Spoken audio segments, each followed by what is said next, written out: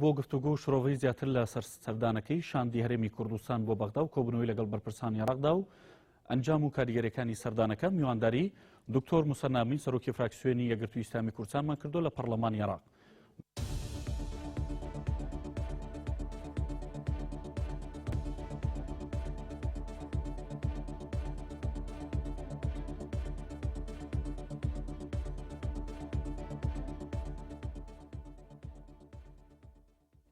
دکتۆر سڵاوت لەبێم کاتت باش دەمێ پرسم سەردانی شاندی هەرێمی کوردستان بۆ بەغدا بۆ نوێنەری یەکگرتووی ئیسلامی کوردستانی تێدا نەبوو بۆ یەکگرتووی ئیسلامی کوردستان لەم شاندایە نەبوو خۆی بەشدارن لە پێگەێنانی حکوومەتی هەرێمی کوردستان و کابینی هێشتا. بەڵێ زۆر سپاس سڵاوم هەیە بۆ بینەرانی بەڕێز. بەداخەوە ئەو نەریتە خراپەی حکوومەتی هەرێم کە بە شێوازێکی حیزبی دام و دەستگاکان ئەبرێن بەڕێوە هەر بەردەوامە و پێشتریش ئەم نەریتار پەیڕەوی کراوە ناوەندەکانی بڕیار کۆکرێنەوە لە سنوورێکی زۆر بازنێکی تسکە و دەرەنجام ئەو حیزبانەی تر کە بڕیارە شەریک بن لە حکومڕانی کوردستان و بەشدار بن لە بڕیار بەشداریان پێ ناکرێ. پێشتریش ئەو مەلەفانە قۆرخکراو بوون لە نێوان دوو حیزبی دەسەڵاتە ئێستا شەرە و مەسئلەیە بەردەوامە و ئەوانیش بەداخەوە هەردوولایەن بە دوو استراتیژێتی جیاواز ئەم پرسانیان بردۆ بەڕێوە لەبەرەوە زۆر سروشتی و چاوەڕوان کراوە نەک بەشداریان بە وەزیرەکانی یەکگرتوو و کۆمەڵ ئەوانە نەکردووە بەڵکو بەداخەوە حتا لە سنووری بازنەی زۆر تەسکا هێڵاوێنێتەوە. ئەتوانم بڵێم ئەم نەریتە بەداخەوە کە دووبارە بێتەوە نەک ئەوان نابن پرس بە فراکسیۆنەکانی کوردستانیش ناکەن لە بەغدا کە نوێنەری شەرعی خەڵکی کوردستان نە پێش هاتنیان نە پاش هاتنیشیان نەخێر بە هیچ شێوەیەک ئێمە لە ڕاگەاندنەوە بیستومانە زۆر بەداخەوە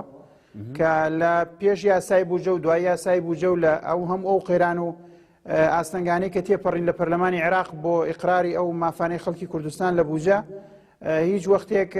حکوومەتی هەرێم ئامادە نەبوو لەسەر خەت بێ بە وازحی لەگەڵ نوێنەرانی کورد لە بەغا. چەندین جار ئێمە باسیەوەمان کردووە کە پێویستە ئەم گفتوگویانە کارا بکرێن لە نێوان بەغدا و هەولێر چونکە ڕەنگە ئەگەر هەموو ئەو ڕوئیەی کە بەغدا هەیەی بۆ ئەم پرسە ئێمە قبوڵی نەکەین بەس ڕەنگە لە هەندێک بڕگە و پرسا بتوانین بگەینە یەکتری و بتوانین جۆرێک لە چارەسەر بۆ هەندێک شتی بڕگەیش پێ بدۆزینەوە. بەڵام هیچ وەختێک حکوومەتی هەرێم ئامادە نەبووە ئەم مەلەفە بە کراوەیی ڕوونی بە شەفافی لە بەردەست ئێمە دابنێ و دووبارە نیازەکانی خۆشی بە ئێمە بڵێ. لەم سەردانەشا پرسمان پێ نەکراوە ئاگاشمان لێ نییە لە دوای گەڕانەوەشیان بەداخەوە و کاتانەشی کە ئێمە لە بەغدا بووینە گەڕانەوە پێش لەوەی کە هیچ کۆبوونەوەی لەگەڵ نوێنەرانی کورد بکەن لە بەغا ئەم نەریتە بەداخەوە بە شێوازێکی هەڵا هەردووبارە بێتەوە مجارێک. باش دکتۆر کاریگەری ئەم سەردانی شاندی هەرێمی کوردستان بۆ بەغدا چی دەبێت؟ یعنی بۆ نمونە دەتوانێت ئامانجێکی ئەو تۆی هەبێ ئەنجامێکی ئەو تۆی هەبێ بە نمونە قەیرانی دارای هەرێمی کوردستان کەم تا زۆر چارەسەرکات؟ قەناعەتم وانە ئەم سەردانە هیچ چارەسەرێکی شایانی باسی پێبێ بۆ چارەسەری ئەم قەیرانەی ئێستا هەرێمی کوردستان بە تایبەتی قەیرانی موچە چونکە ئیرادەیەکی حەقیقی هەیە لە هەرێمیش و لە بەغداش بۆ ئەوەی کە ئەم مەسئلەیە بەو شێوەیە بەڕێکن کە ئێستا هەیە و ڕێکەوتنێکی جددی نەکەن لە مەسەرە مەسئلەیە. قەناعەتم وایە ئەم سەردانەی هەرێم وەڵامدانەوەیە بۆ داخوازیەکی ناوخۆ و داخوازیەکی ئەمریکی و ئەوروپیش کە ئێوە بۆچی ناچن لەگەڵ بەغا گفتوگۆ بکەن بۆ ڕێناکەون لەسەر ئەم پرسانە ئێوە داوای پارە و قەرز لە ئێماکەن بۆ ناچن لە بەغدای داوا بکەن. لەسەر ئەساسی ئەمە هەرێم هەستاوە بەم سەردانەی کە من ناوێنێم ئیستیطلاعی و یعنی شکلی بابەتەکان دیارە کە تەنها ڕاگۆڕینەوەیە و کامێرە ڕەسمگرتنە نیشاندانی دنیایە کە ئیرادەیەک هەیە بۆ گفتوگۆکردن. بەڵام لە حەقیقەتە ئەم گفتوگۆکردانە قەناعەتم وایە ناگاتە زیاتر لەوەی کە تاکید بکەنەوە لەسەرەوەی کە هەردوولا لە ئاستی کەمی ئەو چاوەڕوانیانەی خەڵکە بمێنێتەوە ئەویشەوەیە کە بەشەکەی ئێمە لە بەڵێ بۆ ئەنجامیان نابێت بۆ بەس بۆ ڕەسمگرتنە بۆ ناتوانێت کەم تا زۆر کێشەکان چارەسەرکات. بڕیارەکان پێش لەوەی بچن بۆ بەغا هەردوو تەرەف بڕیاریان داوە بە تایبەتی هەولێر بڕیاری داوە لەسەر ئەو سیاسەتەی کە هەیەی لە بواری نەوت و هەناردەکردن و بازارکردنی نەوت پێشوەخت قەراری لەسەرداوە پارەکەی بە سەوزی خوراوە یعنی بە ئاسانی ناتوانرێت ئێستا لەژێر ئەم بارە بێتە دەرەوە بچێت لەگەڵ بەغا ڕێکەوتن بکە لەلایەکی تریش ئەو پارەی و بڕێی پارەی کە بەغدایدا بە هەرێمی کوردستان کە آخر جار هەرێمی کوردستان توانی 550,000 بەرمیلیش ڕادەستی سۆمە بکە ئەو داهاتەی نەوت ئەوەندە کەم بوو بەشی ئەوەی ناکرد تەنها موچەشی پێدابین بکرێ لەبەرەوە لە کاتێکە ئەم ڕێکەوتنانە بەکەڵکە هات نەکرا لە کاتێکی ئێستا کە بە کەڵک نایبیشی کە هیچ معنا و بەهایەکی نابێ و قەیرانەکە بۆ ئێمە چارەسەر ناکە لەبەرەوە قەناعەتم وایە ئیرادەیەکی سیاسی لە هەردوو شوێنەکەەوە هەیە ئەوان ئەیانەوێت لەژێر بار و یعنی قورسایی هەرێمی کوردستان بێنە دەرەوە نایانەوێت بەرپرسیار بن لە دابینکردنی بوجە بۆ هەرێمی کوردستان بەم شێوەیە کە سیاسەتی نەوت قەناعەتم وایە هیچ تەرەفێکیان وتم هیچ تەرەفێکیان جددینین لەوەی کە ڕێکەوتنەکە ئەوەی کە لە یاسای بودجەی 2015 و 16 دانراوە جێبەجێ بکەن چونکە لەلایەک حکوومەتی عێراق نایەوێت بێتە ژێر مەصرفی هەرێمی کوردستان و نایەوێت بەشی بدا لە بودجە چونکە باوەڕی بەو سیستەمە ناشەفافە نییە کە لە هەرێمی کوردستانە بۆ مەسلەی باج و خەراج و زەریبە و داهاتی ناوخۆ و نەوت و ئەمانە هەیە لەلایەکی تری هەرێمی کوردستان پێی وایە ئەگەر خۆی تەسەڕوفم داهاتانەوە بکە زۆر بەرژەوەندەکانی باشترە لانی کەم بۆ ئەو کەسانەی کە تەسەڕف بە مەلەفەوەکەن خەڵکی کوردستان ئێمە بەداخەوە بینیمان تەسەڕف بە مەلەفەوە خەڵکی کوردستانی گەیانە 5 مانگ بێ موچەی بەڵام ئەو خەڵکانەی کە خۆیان و کۆمپانیەکانیان سوودمەندن لەم بوارە ئەیانەوێت ئەم بڕیارە بەم شێوەیە بمێنێتەوە چونکە بەم شێوەیە سوودی خۆیان و کۆمپانیەکان و شەریکەکانی ناوە دەرەوەیان مسۆگەرە و بەو شێوەیە کە ئێستا ئابرێ بەڕێوە نەتیجەیە دابەدەستەوە کە هەیە قەناعەتم وانە ئیرادێکی حەقیقی لە هیچ تەرەفێکیانەوە هەبێ بۆ ئەم ڕێکەوتنە حکوومەتی عێراق بێئومێدە لەوەی ئەمان شەفافن لە مەسەلەی تەسلیمکردنی داهات ئەمانیش بێئومێدن لەوەی ئەو داهاتی لە بەغا وەرێگرن بەشی پێداویستەکانیان بکە لەبەرەوەی هیچ کامیان بڕیارێکی حەقیقییان نییە بۆ ڕێکەوتن باش لەم ڕوانگەیەوە کە ئەمڕۆ عەبادی دەڵێن بە شاندەکەی هەرێمی کوردستانی و تۆ توێتی ئێمە موڵکەکانی خۆمان دەفرۆشین نەوتی خۆمان دەفرۆشین تاوەکو موچەی فەرمانبەرانی پێ بدەن ئێوەش بڕۆنەوە بکەن لەم ڕوانگەی و پێت وایە کە هەردوو لا بڕیاری پێشوەختیان داوە بۆ جەنابتم باس کرد کە بڕیاری پێشوەختە لەسەر ئەو ئەساسەیە کە ئەوان ئومێدیان نییە بە شەفافی داهاتی هەرێمیان تەسلیم بکرێ ئەمانیش بڕیاری خۆیان داوە و بە سەوزی خواردویانە و لەگەڵ کۆمپانیەکانی دەرەوە و ناوە بە شێوازێکی ناشەفاف ڕێکەوتون ئەم مەلەفە بەم شێوەیە بەڕێوە بەرن وەتەم سەردانە بۆ و خەڵکی بێدەنگ بۆ لەبەرەوەی لانی کەمی موچەکەی هەبووە بەڵام ئەم سەردانەوەکو عەرزم کردی لە ناو و لە دەرەوە داوایان لێکرێ بۆ ئێوە ناچن گفتوگۆ لەگەڵ بەغدا بکەن هەندێک پاساوی تریش هەیە بۆ ئەم سەردانە لە هەموو حاڵەتێکە هەر سوودی خۆی هەر هەیە بەڵام بەداخەوە لە کات و تەوقیتی پێویستە ناکرێ ئەجینا لە یاسای بودجەی 2015 و 16 بڕێک لە داهاتی عێراق دیاری کراوە بۆ پێشمەرگە پێویستە حکوومەتی هەرێم بڕوا گفتوگۆ لەسەر ئەو مەسئلەیە بکە بەتایبەتیش دەنگۆی ئامادەکردن بۆ ڕزگارکردنی مووسڵ بەڕێوەیە ئەمەش پێویستی بە ئامادەباشی و تەنسیقی هەردوو لا هەیە و پێویستی بە پشتیوانی پێشمەرگە هەیە مەسەلەی دەرمانمان هەیە مەسەلەی بایعیمان هەیە مەسەلەی فەلاحەکان و پارەی فەلاحەکانمان هەیە ئەمانە هەموو لە بودجەی سیادی و حاکمەوانە ئەدرێن بەشی کوردستانی تیا جگەلەوەش مەسەلەیەکی گرنگە نازانم حکوومەتی هەرێم باسی کردووە یا خەمی خواردووە یا بیری لێ کردوتەوە یانە ئەویش ئەوەیە کاتی حکوومەتی اتحادی بۆ چارەسەری قەیرانەدارایەکان دەزەبا بۆ یەدەکی بانکی مرکزی عێراق لە پارە بێ لە ئاڵتون لە هەر شتێکی تر ئەمە بەشی هەرێمی کوردستانیشی تایە چونکەوە یەدەکی هەموو عێراقی هی بەغدا و بەسڕە نییە پێویستە حکوومەتی هەرێمیش لەوا بەشێکی هەبێ ئەگەر کاتی حکوومەت پەنای بە ئەو ڕێگایە برد قەناعەتم وایە ئەوەش بەشێکە توانن باسی کە نازان باسییان کردووە نیان کردووە یا حکوومەتی عێراق ئامادەیە کوردستان شەریک بکە لەوایە ئامادە نییە بەڵام بەرحاڵ قەیرانەکان حەقیقی و قوڵن وەکو چۆن لە هەرێمی کوردستان قەیران هەیە فعلەن لە بەغداشە قەیرانێکی زۆر قوڵ هەیە باش دەوترێت شاندەکەی هەرێمی کوردستان سەردانی باڵۆزی ئەمریکا کردو لە عێراق و دەوترێم سەردانە بۆ کەوا بکات ئەمریکا فشار بخاتە سەر بەغدا تاوەکو بە جۆرە لە جۆرەکان بە داواکاریەکانی هەرێم ڕازی بێت پێت وایە ئەمریکا ئەم فشارە لەسەر بەغدا دروستکات لە پێناوی هەرێمە قەناعەتم وایە ئەو وەفدەی کە هەرێمی کوردستان چوو بوون ئەمریکا و داوای یارمەتیان کرد بوو لە حکوومەتی ئەمریکی بە ڕەچاو نەکردنی ئەوەی کە هیچ حکوومەتێک لە دنیا کە لە یاسای بوجا جێی نەکرابێتەوە ناتوانێت هاوکاری مادی بە تایبەت بە بڕێکی زۆر بە هیچ دەوڵەت و حکوومەتێکی سربەخۆش بدا نەک بە هەرێمێکی وەکو کوردستان کە هەرێمێکە لە ناو حکوومەت و دەوڵەتێکی ترە. لەوێەوە کە لەوانەیە پێشنیاری ئەویان بۆ کردبن کە سەفارەتی ئەمریکا و کاریتانەکە لەگەڵ حەیدەر عەبادی گفتوگۆیەک بکەن بۆی کە لێەوە بەشێکتان بۆ دابین کرێ بە تایبەتیش یاسای بوجە مەجای زۆری تایە بۆ ئەوە کە بەشێکی دیاری کردو بۆ پێشمەرگە توانن لەو ڕێگەیەوە کە ئێوە هاتوون داوای یارمەتی بۆ پێشمەرگاکەن با حەیدەر عەبادی خۆی ئەو ئیلتیزاماتانە جێبەجێ بکە ئێمەش هاوکاریتانەکەن. قەناعەتم وایە ئەوە بۆ ئەو مەسئلەیە گینا جگەلەوە باوەڕ ناکەم بۆ شتێکی تر بێ ئەمە ئەوەی ئەمریکا بێگومان وەساتەتەکە لەم نێواندا بەس ئەمریکا لە حاڵێکانیە کە فشارێکی زۆر بخاتە سەر حەیدەر عەبادی لە بەرخاتری هەرێمی کوردستان بە قەناعەتی خۆمەڵێم. باش بەشێکی دیکە پێیان وایە سەردانەکەی هەرێمی کوردستان مەبەستی سەردانەکە بەوە بووە کە هەرێمی کوردستان داوا لە بەغدا بکات لەو قەرزەی کە بەغدا بەنیازە لە بانکی نێودەوڵەتی وڵاتانی دنیاوەری بگرێت پشکی لە سایە 17 بدا بە هەرێمی کوردستان. بەغدا بەم داواکاری ڕازی دەبێت؟ بێگومان پێویستە بەغابەوە ڕازی بێ وەگەرنا ئەو قەرزا و شەرعێتەی کە پێویستە نایبێ چونکە لە ئەنجاما کە ئەم قەرزانە ئەدرێتەوە لە بوجەی سیادی عێراق ئەدرێتەوە و ئەم قەرزە لە کۆی بوجەی عێراق ئەدرێتەوە پێویستە هەرێمی کوردستانیش بەشێکی هەبێ لەو قەرزانە. بەس لێرە شۆ دووبارە گرفتی ئەومان بۆ دروستە بێ ئەڵێن ئێوە هەرێمی کوردستان بەشداری لە داهاتی عێراقا ناکەن ئەسڵەن ئیتر چۆن نەتوان بەشتان ببێ لەو قەرزانەی کە دوایی لە داهاتی عێراق ئەدرێتەوە لە داهاتی عێراقی ئیتیحادی نەک لە ئەوەی هەرێمی کوردستان. پێویستی ئەم شتانە هەمووی بەڕێکەوتنە پێویستی بە بەرچاوڕوونیە.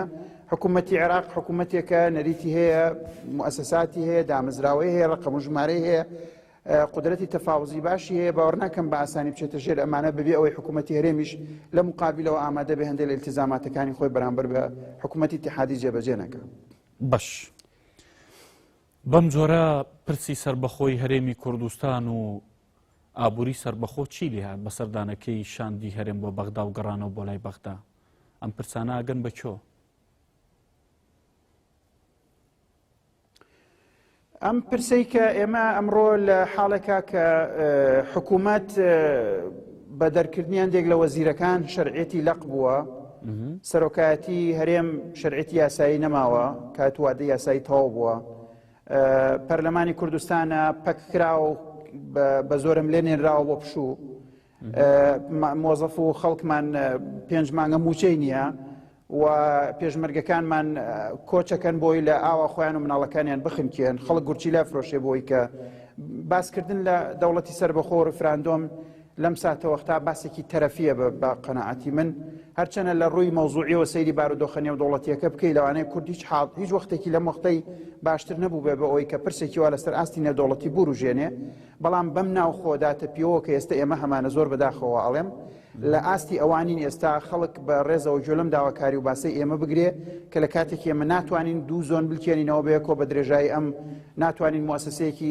سەربازی مشتەرەک دروستکەین ناتوانین بە یەک خیتاب گفتوگۆ لەگەڵ دەوروبەرمان بکەین حتا دوو حیزبی دەسەڵاتیشمان لە بەغدا خیتابیان یەک نییە و هەروەکو چۆن علاقاتی نێودەوڵەتیەکەیان یەک نییەوە سەرچاوەی هێزیان یەک نییە هەر بەها بەو شێوەیە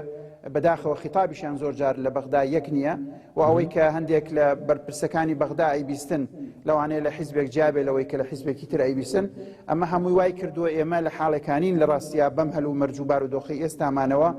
بین بە باسکردنی ئەم بابەتانە خەڵک سڕکەین لەوەی کە کێشە حەقیقەکانی ناوخۆی کوردستانەوەکو خۆی ببینێ و پلانی جدی هەبێ بۆ چارەسەرکردنی من قەناعەتم وایە ئەم باسە جۆرێکە لە سڕکردنی ڕایگشتی لەسەر ئەو قەیرانە قوڵ و حەقیقیانەی کە ئێستا لە هەرێمی کوردستانە هەیە ئەگەر ئیرادەیەکی سیاسی حەقیقی هەیە لەم کوردستانە بۆ باسکردن لە سربەخۆ بە سربەخۆی و ئەمەش خەونێکی گەلی کوردستان و مافێکی شەرعی گەلی کوردستانە پێویستە ناوماڵی خۆمان ڕێکخینەوە پێویستە حکوومەت تەواوکەینەوە پێویستە پەرلەمان بەگەڕ بخەین پێویستە کێشەکانی موچە و بوجەی خەڵک چارەسەر بکەین و پێویستە ئەم حاڵەتی نائاسایی و دوودەڤەری و دابڕان و دووجەمسەریە لە کوردستانە کۆتایی پێبێنین بۆ ئەوەی کە خەڵک باوەڕ بۆ بکە کە ئێمە میلەتێکین ئەتوانین فعلەن باس لەوە بکەین کە دەوڵەتێکی سربەخۆمان هەبێ. گەڕانەوەی شاندی هەرێم بۆ بەغدا سلماندی یان وای کرد کە عبادی بڵێ ئێوە ئەو سیاسەتی گەکرتانە بەرتان لە ئابووری سربەخۆ شکستی هێنا؟ ئایا بەڕاستی سیاسەتی ئابووری هەرێمی کوردستان شکستی هێنا؟ بەڵێ بە دڵنیاییەوە سیاسەتی ئابووری هەرێمی کوردستان شکستی هێناوە ئەو خەونانەی کە ئەبەسرایەوە بە مەسەلەی داهاتی سربەخۆی خۆمانەوە بەشێکی لەبەر هەندێک هۆکاری بابەتی ڕەنگە شکستی هێنابێ، بەڵام بەشێکی تریشی لەبەر هۆکاری ئەو گەندەڵی دایان ساڵەیە کە لە کوردستانە بەداخەوە نزیکەی 29 ساڵە لە کوردستانە سیستەمێک بەڕێوە ئەبرێ کە لە هیچ شتێکانە شەفاف نییە. بەم درێژایی ئەم سیستمەی کە ئێمە بوومانە لەم هەرێمی کوردستانە کە نە لە داهاتە شەفافیتمان هەیە وەکو پێویست، نە بە کارایەکی تەواو ئەتوانین داهاتەکان ڕێکوپێک کۆ بکەینەوە و ناشتوانین لە دابەشکردنیشیە لە دابەشکردنی ئەم داهاتانە تەجاوزی ئەوە بکەین کە دەیان هەزار موچەی حرام و بندیوار و سەردیوار و گەندەڵی و وەهمی و ناو بەس ژمارەی بێمەعنا ئەوانە تەجاوز بکەین لە هەموو قۆناغەکانی داهاتی ئەم کوردستانە، چی لە بەرهێنان یا کۆکردنەوەیە، چ لە شەفافێتی دەرخستنیا، چ لە دابەشکردنیا، ئێمە شکستی حەقیقیمانەیە هەرەوە ژوای کردو ئەمڕۆ ئێمە بێ موچە بینەگینا. من حەزەکەم ئەو زانیاریە بەڕای گشتی بڵێم کە سەرۆکی ئەنجومەنی پارێزگای کەرکووک کە لە یەکگرتووی ئیسلامی کوردستانە من جارێک گوێم لێ بوو خۆی باسی کرد، وتی ئێمە بە کۆکردنەوەی داهاتەکانی ناو کەرکووک بە قەڵەم و کاغەز حسێبمان کردووە بەبێ داهاتی نەوتیش. ئەتوانین ئێمە تقریبا موچەی هاوڵاتیانی خۆمان و موچەخۆرانی کەرکووک دابین بکەین ئەگەر بێت و دەستمان وەڵا بکرێ بۆ ئەو کارە. ئەی ئێمە بۆ ناتوانین. باشە بۆچی پارێزگای کەرکووک دەتوانێت بۆ سلێمانی و هەولێر و دۆک ناتوانین؟ منیشەڵەم بۆ ئێمە ناتوانین. ئەمە دڵنیام لەوەی کە ئەم داهاتانە وەکو پێویست کۆ ناکرێنەوە بە هەدەرە درێن، بەشەکرێن، بە سەوزی ئەخورێن، بەشێک خەڵکی زۆر لە باج عەفوەکرێن، هەموو بازار قۆڕخ کراوە بۆ کۆمەڵێک کۆمپانیا، هەرچی بوارە گەورەکانی ئابووری ئەم وڵاتەیە کە نەوت و وزەیە، کە مەسەلەی ئیتیسالاتە، مەسەلەی دەرمانە، مەسەلەی هەرچی شتە گەورەکانی ئەم وڵاتەیە قۆڕخ کراون بۆ کۆمەڵێک کۆمپانیا و ئەو کۆمپانیانە زۆربەی هەر زۆرجار ئەبەخشرێن لەو باجانەی کە لەسەریانە یاخود لیان وەرناگیری ئەسڵەن. کۆمپانیای ئیتیسالاتمان هەیە لە کوردستانە بەپێی ڕقەمەکانی بەغدا نزیکەی 360 ملیار تقریبا دیناری عێراقی قەرزاری حکوومەتە و بە باج وشتی لەسرە نایدا و هەموو جارێکی چاوپۆشی لێکرێ لە بودجێ ئەم ساڵ فرادرێ بۆ بودجێ ساڵێکی تر. ئەمانە حەقیقەتن ئەگەر دوو داهاتی ئاوا بهێنرێتەوە و تەسلیم کرێ بە خەڵکی کوردستان ئەتوانێت لانی کەم قەیرانی بەشێک لە بەشێکی زۆر لەم قەیرانە چارەسەر بکا کە ئێستا هەیە. ئەمە حەقیقەتە داهاتی ئەم وڵاتە چۆتە گیرفانی کۆمەڵە کۆمپانیای گەورەوە کە سەر بە دوو حیزبی دەسەڵات بوون، سوودیان وەرگرتووە لە هەموو امتیازاتێکی بێ سنوور لە بە یاسا و بە دەرەوەی یاسا و ئێستا کاتیەوە هاتووە کەم ئەم وەزعە چارەسەر بکرێت لە ڕێگایەکۆ کە ئێوەنیە پرۆژی چاکساسی ڕاگەیاندۆ حکوومەتی هەرێمی کوردستان ئەوە چارەسەر نییە؟ ئەوە ئێمە میسالێکی عەرەبیەڵێ نەسمع جەعجەعەتەن وەلا نەرا طەحنەن، یعنی دەنگەدەنگ و تەقی ئاشەکە دێ بەڵامیش ئاردێک بە بەرهەم نایەت. ئێمە باسی چاکسازی دەستخۆشیەکەین لە هەر کەسێ بتوانێت چاکسازی بکە. هەموو کاتێکیش کاتی چاکسازی وەختێک درەنگ نییە، درەنگیش بێ ئێستا هەموو کاتێر کاتێتی. بەرحاڵ ئێمە شتی مەوزوعیمانەیە، ئەو خەڵکی کە برسیە و موچەینی و 5 مانگە ئەوە چاوەڕانی موچاکە، چاوەڕانی شیعارات و باس و کۆبوونەوەی چاکسازی ناکە. ئێمە بە دڵنیایەوە لە هەمووشیا بەشداریەکەین هەتا ئاخر نەفەسیش پێمان بکرێ تەشجیعی خەڵکەکەین لەسەرەوەی چاکسازی بکە و خەڵکیش بێ ئومێد ناکەین. بەڵام ئەوەی کە حەقیقیە ئەبێ خۆنەت زینەوە بە باسکردنی هەندێک چاکسازی ڕواڵەتی، خۆنەت زینەوە لە پرسە چاکسازی حەقیقیەکان کە تا ئێستاش ئیرادەی سیاسی هەرێم قدرەتی ئەو بڕیارەی نییە و نەیتوانیوە ئەو بڕیارە بدا. لە سادەترینی بڕینی دەیان هەزار موچەی وەهمیە کە بەز ناوە و ملیارەها دیناری پێ ئەبرێ بەو ناوە وەهمیانەوە کە هەر حەقیقەتی نیە ئەسڵەن. تا ئێستا لەسەر ئاستی ئەمەش حکوومەتی هەرێم بڕیارێکی جەری ئیوای دەرنەکردووە کە ئەم کارەش بکە. بەختی ئامادەی ئەمەی نەبێ لەکوێ ئامادەی ئەوەیە ئەو قۆڕخکاری کە لە بازاڕ هەیە بۆ ئەو کۆمپانیا گەورانە بیشکێنێ لەکوێ ئەتوانێت کە خەڵکەکەی کە بەخشراون لە باجماوەی چەندین ساڵە لە ملیۆنەها دۆلار بەخشراون لە باج کێ توانێت ئەوانە بگێڕێتەوە. ئیجراتێکی حەقیقی ئەمە نابینین وەکو پێویست کە لەسەر ئاستی ئەم قوڵی گەورەی ئەم قەیرانە بێت. دوایەوە ئیجراتی چاکسازی چیەکەی؟ ئیجراتی چاکسازی پێویستی بە پەرلەمانە، پێویستی بە یاسایە. ئیساڵێ بنمونە من زۆرێک لە ئابووری ناسەکان و خەڵکانی حکوومەت دەڵێ ئیدیخاری ئیجباری لە بودجەی 2015 بە هەزار حاڵ حکوومەتی عبادی داوایە کرد کە پەرلەمان ڕازی بێ لە 103 و ئەوانەی موچەی خەڵک بکرێنە ئیدیخاری ئیجباری ئەوش خۆی ناتوانێت بیکا بێداوا بکە لە پەرلەمان موەسسەی تەشریعیە بێ و بڕیارە بە موچەی خەڵک گاڵتە نیە موچەی خەڵک استحقاقاتێکی قانونی ملزیمە حکوومەت دەبێ پەیڕەوی لێ بکات تۆ ئەچی لە 140 و نازان 50 لابەی بەبێ هیچ یاسایەک ناوێنەی ئیدیخاری ئیجباری بەبێەوەی هیچ غیتایەک لە پەرلەمان و یاسایەک لە پەرلەمانەوە هەبێ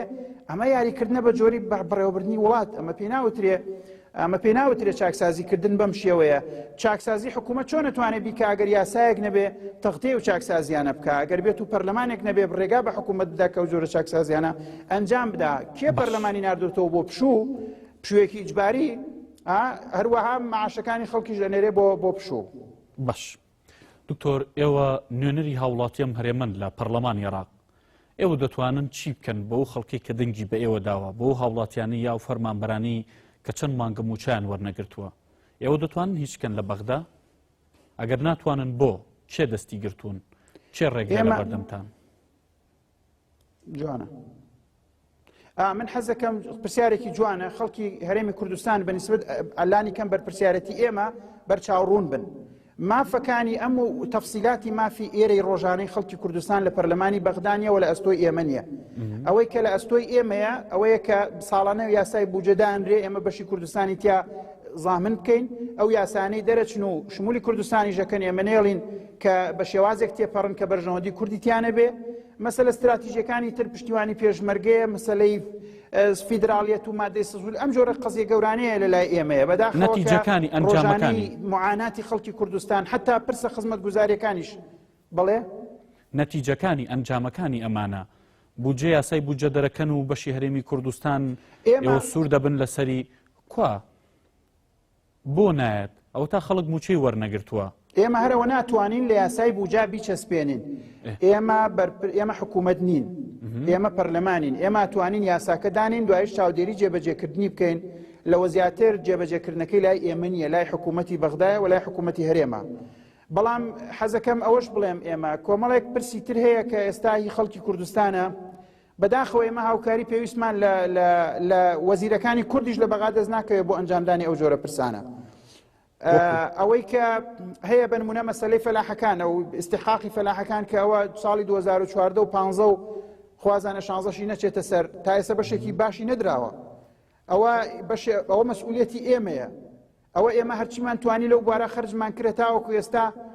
باناو نەبم وەزیرە کوردەکانیش هاوکاریمان ناکەن لەوەی کە ئەم ڕاستیانە بە ئێمە بڵێن تا ئێمەش توانین بە خەڵکی بڵێن ینی بۆ ناو نابیت تۆ دەستگاکانی حکوومەت کەم تەرخە من چێنەوانی کە هاوکاریتان ناکەن کە ڕێگریتان لێکەن ڕێگری من ناڵم بە دقیق بین من ناڵم ڕێگریمان لێکەن بەس ئەڵێم ئێمە داتا و زانیاریەکانیشمان وەکو پێویست سەربارەت بۆ مەسئلەیە دەست ناکەوێت ئێمە فشارێنین یەکێک لە وەزیرانەوە ڕۆشت وەزیری بازرگانی بۆ ڕۆشت سەری هەڵگرت و ئەوی تریشی وەزیری دارایی بەرپرسە هەموو وەزیرەکانی کورد لە ناو ستافی وەزاریا بەرپرسن لەوەی کە فشار بکەن بۆ ئەم مەسئلانە ئەگەر من ئەتوانم چەند مانگێک جارێک ئەگەر بیشتوانم لەگەڵ حەیدەر عەبادی کۆبوونەوەیەک ئەنجام بین وەکو سەرۆکی فراکسیۆنەکان بەس وەزیرەکانی کورد لە ناو ئەنجومەنی وەزیران ناتوانن هەفتانە حەیدەر عەبادی ببین و فشاری لێ بکەن بۆ ئەم مەسئلانە ئێمە وەکیل وەزیرەکان هەندێکیان کوردن وەکو پێویست هاوکارنین لەوەی کە حتا زانیاری بە ئێمە بدەن لەوەی کە ئەم مەسئلەیە چی لێ هات ئەوڵ یا بۆ وەزارەتی بازرگانی ئەم هەڵێدا بۆ وەزارەتی دارایی دەرەنجام حتا مؤسسەی سەرۆکایەتی من لێرە بە ڕاشکاوانەڵێم مەسئولیەتی گەورەی هەیە دەربارەی ئەم مەسئلەوە من خۆم بە شەخسی بە جەنابی سەرۆک کۆمارم وتووە کە فەلاحەکانی کوردستان داماون چاوەڕێی قوتن جەنابەت تۆ توانایی خۆت علاقاتی خۆت بەکاربێنە بۆ ئەم پرسە لەبەرەوە ئێمە بەرپرسین ئەوانیش بەرپرسن هەمومان بەرپرسین کە ئەو میلەتە فەقیرە و فەلاحی کە چاوەڕێی داهاتی خۆیەتی کە مناڵەکانی پێ بەخێوکە ئەبێ پێی بڵێن لەکوێیە لەبەرەوە ئێمە کۆمەڵشتی سنووردارمانەیە تا ئێستش بەداخەوە قەیرانمان هەیە لەوەی کە کورد پێکەوە کارکردنی بمبورە لە ئاستێکانیە کە ئەم قەزانە بە جێگای خۆی بگەینێ وەکو پێویست ئێمە ئەوەی لە سەرمانە من بە شخصی 50 ئیمزام کۆ کردوەوە بۆی لە پەرلەمانە بە جەلسەیەکی عەلەنی مناقەشەی مەوزوعی فەلاح بکرێ 5 جار لەوانەیە بە وەزیری دارایی وتووە بە وەزیری بازرگانی بە شخصی سەرۆک کۆمار بە ڕئیسی پەرلەمان بە ڕئیسی وزەرا خۆی 2-3 جار ئیتر لەوە زیاترم پێ ناکرێ بەڵام دەرەنجام ئەمە پێویستی بە جوودێکی جەماعیە بۆ حەلی ئەم مشکلانە لە پرسیارەکەی جەناب تۆ دوو جملە بڵێم لەسەرەوەی کە ئێمە دەرمانمان هەیە لە بەغاوە بۆمان دێوە تا ئێسش نەبراوە ئێمە پێویستە کۆمەڵ اتفاق و توانامان بۆ پێشمەرگە بێت، ئێمە پێویستە پارەی فەلاحەکانمان بدرێ، ئێمە پێویستە خۆراک و بایعیمان بۆ بێ. ئەوەی کە ئێمەی بەستۆتەوە بەڕاستیش پێ بڵێم یعنی حکوومەتی عێراق تا ئێستا ئەتوانم بڵێم نەرمین و ئاندۆ بەرامبەر بە هەرێمی کوردستان لە بەعزێک لەم مەلەفانە کە نەیبڕیون. واگەر حکوومەتی هەرێم لەسەر ئەم سیستەمی بێمنەتیە بەردەوام بواە لەوانە مەسەلەکە ئەگەیشتە ئەوەش کە ئێمە هیواداری نەگاتە ئەوە. لەبەرەوە ئەمە پێویستی بەوەیە ئێمە خەڵکی چاوەڕوانیەکانی لە ئێمە سنووردار بێ بزانێ ئێمە لە چی بەرپرسین. دکتۆر چارەسەر بۆ ئەم قەیرانی ئێستای هەرێمی کوردستان چێم قەیرانە داراییە هەموو ڕێگاکانت باس کردوتە ئەمانە بە جۆرە لە جۆرەکان هیچ کام لەمانە چارەسەر نین ئەوەی کە تا ئێستا هەنگای بۆندراوە نە سەردانی وەفدی هەرێم بۆ بەغدا نەگەڕانە بۆ لای بەغدا نە پرۆژە چاکسازیەکە هەموو ئەوانی دیکە ئەی چارەسەر چییە؟ چۆن ئەم قەیرانە چارەسەر ئەکرێت؟ چارەسەرەکان ئەگەر ئیرادەیەکی سیاسی حەقیقی هەبێ ئێمە لەگەڵ یەکتری ڕازگۆ بین، ڕۆحی لێبوردەییمان هەبێ، عەقڵ و دڵێکی فراوانمان هەبێ، چاکسازیەکان ڕوون و ئاشکران، چارەسەرەکانیش هەڕوونن. یەکەم ئاساییکردنەوەی باری حکوومەت، پێش لەوەش ئاساییکردنەوەی باری پەرلەمان و دروستکردنی سازانێکی نیشتیمانی لەسەر و پرسانەی کە جیاوازی لەسرە و ئەمەش بەڕاستی بە ئیرادەی هەموو حیزبەکانەکرێ بە تەنازولی هەموو لایەکەکرێ بۆ یەکتری کە تەنازولکردن بۆ یەکتری پێی ناوترێت تەنازول پێوترێ گەورەی. باش زۆر بە کورتی ئەمەش ئەبێتە بنەما بۆ ئەوەی کە چاکسازیەکانی تر لە بواری دارایی ئەنجام بدرێ. زۆر بە کورتی وەڵامەکەی یەکگرتووی ئیسلامی کوردستان بەوەی کە بەشداری پێنەکرا لە شاندی هەرێم بۆ بەغدا هەڵوێستی دەبێت؟ ئێمە چاوەڕوانی ئەو بەشداریەمان نەکردووە و ئەم خاڵەشمان هەمیشە تۆمار کردووە لەسەرەوەی کە بەداخەوە ئەم پرسانە لە ئاستی تەسکی ئەم بازنە بچووکانە ناهێنرێتە دەرەوە بۆ ئاستێکی نیشتیمانی گەورە. ئەوە خاڵێکە هەمیشە تۆمارمان کردو و دووبارەش ئێمە تۆمارەکەین و هەڵوێستەکەشمان ئیدانەکردنی ئەم حاڵەتەیە بەداخەوە و لەوەی کە ئەمە نەریتێکی نوێنیە ئەوەش هەر جێگەی داخە و هیوادارین ئەم نەریتە کۆتایی پێبێ و هەڵوێستی ئێمە هەمیشە تەسلیم نەبوونە بەم وەزعە، بەڵام لە ئەنجامە ئێمە سنووردارەتیمان لەم وەزعە ئەوەندەیە کە خەڵک متمانەی پێبەخشیوین. ئێمە ناتوانین ڕەوتی حکوومەتێ بگۆڕین کە نە ئێمە نەزۆرینە نە پەرلەمانە و نە لە حکوومەت. زۆر سپاس بۆ دکتۆر موسە نامین سەرۆکی فراکسیۆنی یەکگرتوو لە پەرلەمانی عێراق. سپاس بۆی لەم پانۆرامایە لەگەڵمان بوویت.